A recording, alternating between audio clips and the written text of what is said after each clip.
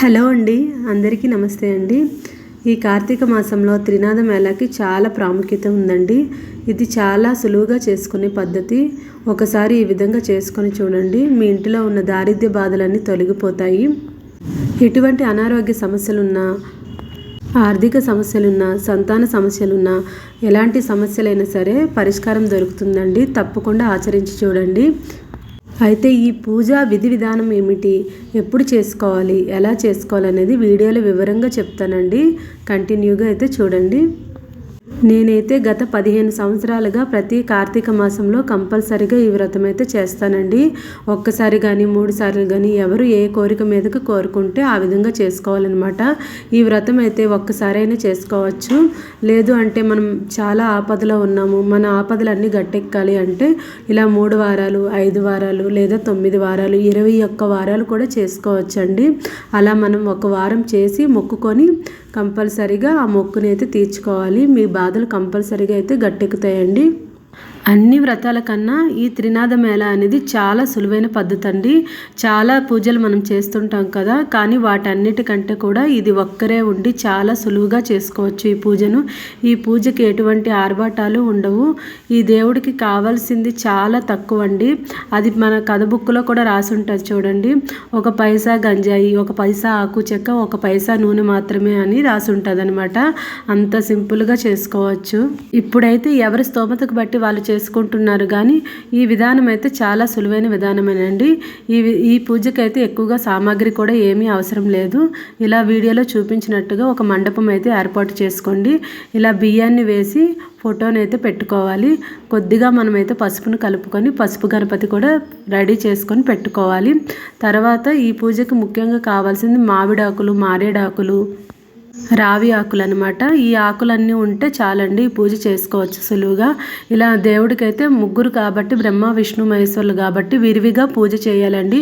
3 ప్రమిదలు, 3 నీళ్ళ చెంబులు, 3 తాంబూలాలు, ఏవి పెట్టునే 3 పెట్టుకోవాలన్నమాట.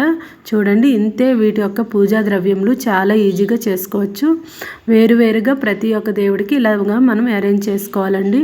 ఫస్ట్ అయితే మనం ఇలా దీపాలు అయితే వెలిగించుకోవాలి. 2 ఒత్తులను 1 ఒత్తిగా చేసుకొని నువ్వుల నూనె వేసుకొని అయితే ముగ్గురికి 3 దీపాలు, గణపయ్యకు 1 దీపం అయితే పెట్టుకోవాలండి. తర్వాత ఇలా రావి ఆకులు కానీ, మామిడి ఆకులు కానీ ఇలా పసుపు గంధం పెట్టుకొని అయితే మనం చెంబులో వేసుకోవాలన్నమాట. ఇంతే అండి పూజా ద్రవ్యములు. ఇప్పుడు దీపాలు అయితే వెలిగించుకుంటాం. తర్వాత ఏమో మనం ఫస్ట్ గణపతికి అయితే పూజ చేసుకోవాలండి. దీపారాధన చేసినాక దీపంపై ఇలా అక్షింతలు వేసుకొని మనస్ఫూర్తిగా దండం పెట్టుకోండి. త్రినాథ స్వాములారా మా ఇంటికి దయచేయండి అని అనుకోవాలండి. కథలో కూడా అదే చెప్తారు. ఇప్పుడైతే గణపతికి అయితే అష్టోత్తరం చేస్తున్నాము. అష్టోత్తరం ఏమి చేయని వాళ్ళైతే శుక్లం భరద్రం చదువుకొని ఓం గం గణపతి నమః అనుకుంటూ 11 సార్లు అయితే ఇలా అక్షంతలు వేసి అయితే పూజ చేసుకోండి. ఒక అరటి పండు కానీ, బెల్లం ముక్క కానీ నైవేద్యంగా పెట్టుకోండి. ఇలా అయితే గణపతి పూజ చేసుకోండి. చివరిగా అయితే నీటి దారిని వదిలి దేవుడికైతే అంతా అర్పించండి. ఇప్పుడైతే మనం త్రినాథ స్వాముల వారికి అయితే పూజ చేసుకోవాలండి. బ్రహ్మ విష్ణు మహేశ్వరులకైతే మనం ఇప్పుడు అష్టోత్తరం చేసుకుందాము. బుక్లో అయితే త్రినాథ అష్టోత్తరం అని ఉంటుందండి. ఆ అష్టోత్తరాన్ని చదువుకుంటూ పూలతో కానీ ఇలా అక్షింతలతో కానీ పూజ చేసుకోండి. కుంకుమతో అయితే చేయొద్దండి. అక్షింతలతో కానీ మీ దగ్గర పువ్వులు ఉన్నాయి అంటే పువ్వులతో కూడా మంచిగా అష్టోత్తరం అయితే చేసుకోండి. 3 దేవుళ్ళను విరివిగా అయితే పూజించుకోండి. అష్టోత్తరం చేసినాక కథ అయితే ఉంటుందండి. కథ మొత్తం చదువుకోవాలి. ఆ త్రినాథ స్వాముల వారి దయ మన మీద ఉండాలని మనస్ఫూర్తిగా అయితే కోరుకోండి. ఆపదలో ఉన్న తన భక్తులను అయితే కాపాడడానికి స్వయంగా త్రినాథుల వారు వాళ్ళే వచ్చి ఏదో ఒక రూపంలో అయితే ఈ వ్రత విధానాన్ని అయితే చెప్తారండి. ఈ పుస్తకంలో అయితే కథలన్నీ అలానే ఉంటాయి. తానే స్వయంగా అయితే ఎవరి చేతను చెప్పిస్తారనమాట. చాలా బాగుంటుందండి కథ అయితే. మీరు బుక్లో కథ ఉంటుంది, చదువుకోండి. తర్వాత కథ అయిపోయాక ఇలా కొబ్బరికాయ కొట్టుకొని పూలను అక్షింతలను చేతిలో పట్టుకొని దేవుడి పాదాల దగ్గర వేసి అయితే నమస్కారం చేసుకోండి. ఇప్పుడైతే నైవేద్యంగా అయితే నేను వడపప్పును పెడుతున్నాను. ముఖ్యంగా అయితే ఈ దేవుడికి నైవేద్యం అనేది ఇలా వడపప్పు కానీ, అటుకులు కానీ, రవ్వ కేసరి కానీ పెడతారండి. మా సైడ్ ఎప్పుడు చేసిన ఈ ప్రసాదాలే ఎక్కువగా చేస్తారు.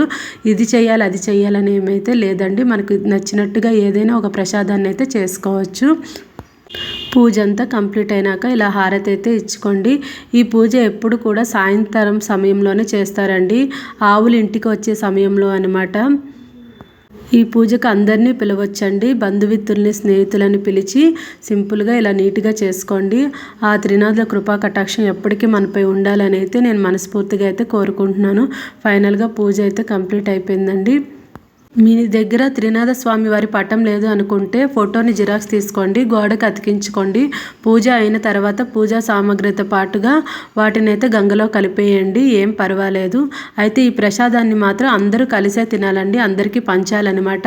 అందుకే మనం ఈ ప్రసాదంలో చూడండి, ప్రసాదాన్ని కొబ్బరికాయని, అరటి పండుని, ఆకు చెక్కని అన్నిటిని కూడా కలిపి మళ్ళీ ప్రసాదంగా ఇలా తయారు చేసుకొని ఇరుగు పొరుగు వాళ్ళకి, మన చుట్టాలకి, పూజకు వచ్చిన ప్రతి ఒక్కరికైతే ప్రసాదాన్ని పంచిపెట్టాలండి. నేను చూడండి ఆకులు చెక్కలు అన్నీ కూడా అందులో వేసి పూజా ప్రసాదాన్ని అయితే అందరికీ ఇచ్చానమాట. ఈ విధంగా అయితే పూజ చేసుకోండి, అంతా మంచి జరుగుతుంది.